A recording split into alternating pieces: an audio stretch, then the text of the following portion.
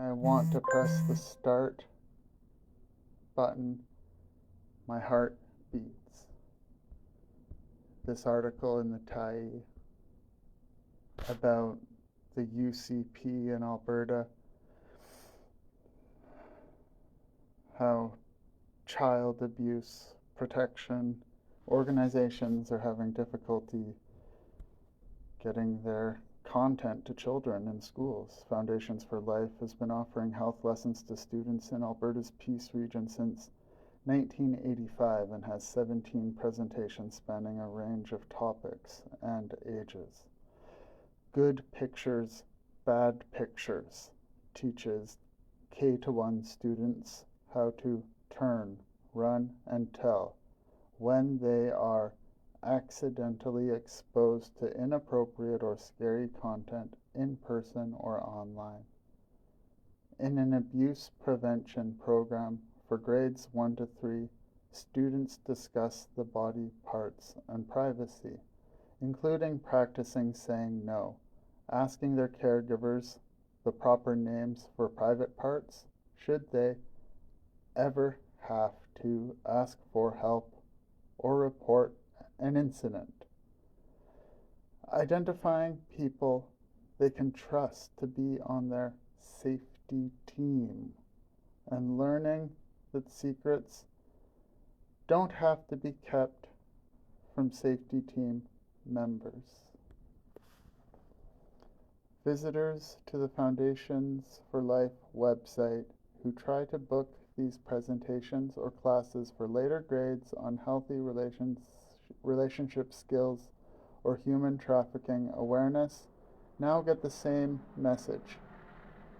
Due to the recent changes to the Alberta Education Act, our free presentations are temporarily unavailable until we receive the full approval as a third-party presenter.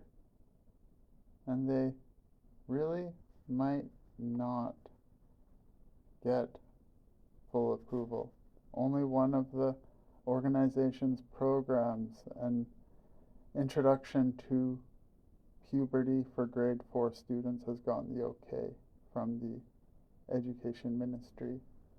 Foundations for Life did not respond, but yeah, okay, so you see up here,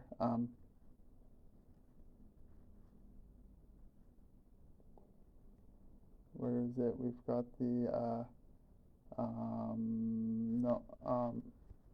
yeah, it's interesting. The Jessica Wood, Director of Research, further up here, it's interesting, one of the politicians who works for the CCASA was speaking and talking about how the Safeguard Critical Child Protection Initiatives and or programs according to an Act, Bill 25, to remove politics and ideology from classrooms, the Ministerial Order on Library Materials, right? So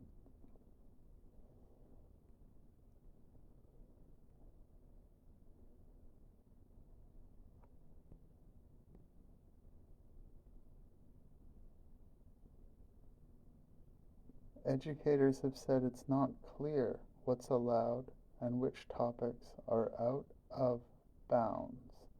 Books are removed from the libraries, etc., right? Who do you tell a child sexual abuse education and safety program for ages 12 and under? Things like this were taken out of the education. It's like, so you have to take a look and a listen and a thought about what this means. Child sexual abuse prevention programs not approved for any grade because of vetted materials and organizations.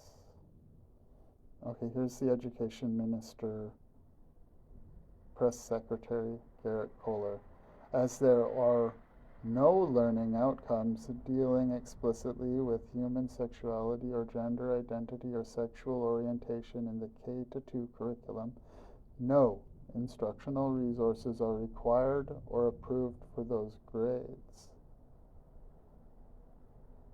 They are taking too narrow a scope at what learning outcomes there should be at school, because in our society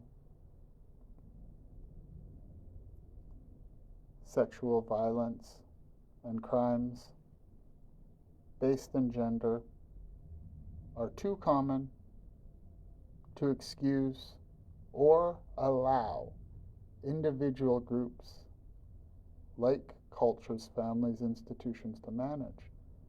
Everyone has to manage it together.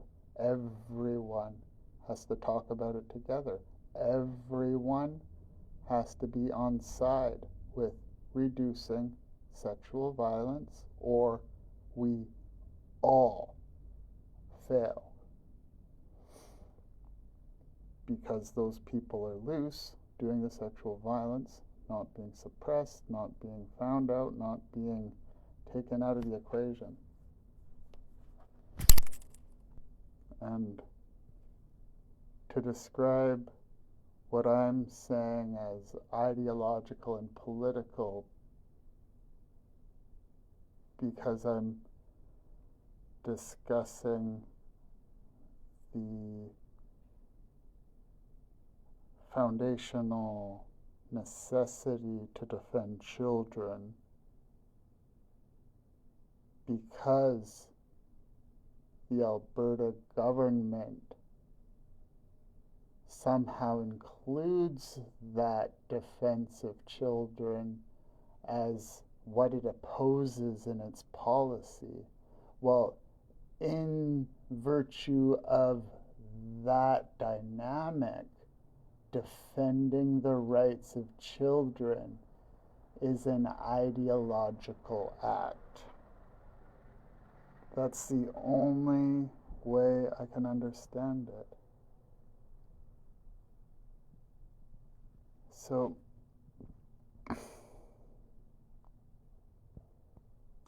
the conservatives in Alberta are crazy. They are psychopathic or sociopathic. Some of them must be sexual abusers. It's the only way to describe it. I know that non-conservatives are sexual abusers too, but the systemic defense and politicization of the topic of defending children doesn't make sense. Not in the least.